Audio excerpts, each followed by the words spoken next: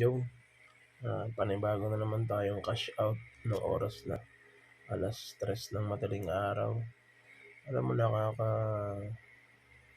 nakakagana magising kasi yung 1,000 mo na trade nagiging 1,700. Hindi, minsan nataas, minsan, pero wala kang talo, nababa mga 300, yung 300 plus yung yung nadadagdag sa 1K mo ngayon, 1,700. Tingnan natin. Click natin yung PayPal natin sa Google Chrome. Tapos yung KPass natin is finger. I-withdraw natin sa GCash yan, oh. Ang laki ng rates ko ngayon. Yung 1,000 ko naging 1,717.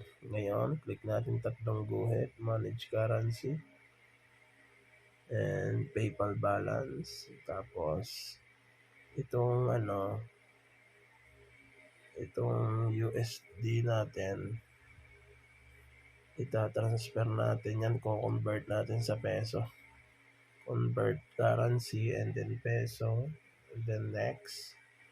And then, type natin to 31.75. Yeah. And then, yun itong currency niya. Next.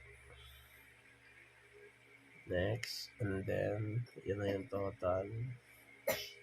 Convert now. Okay na. Convert na natin.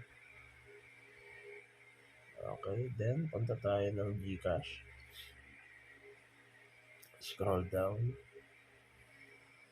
Ayan, wala. Dahil nakalink na yung ating PayPal dito sa GCash, wala itong fees. Cash in na lang natin. Click natin yung cash in.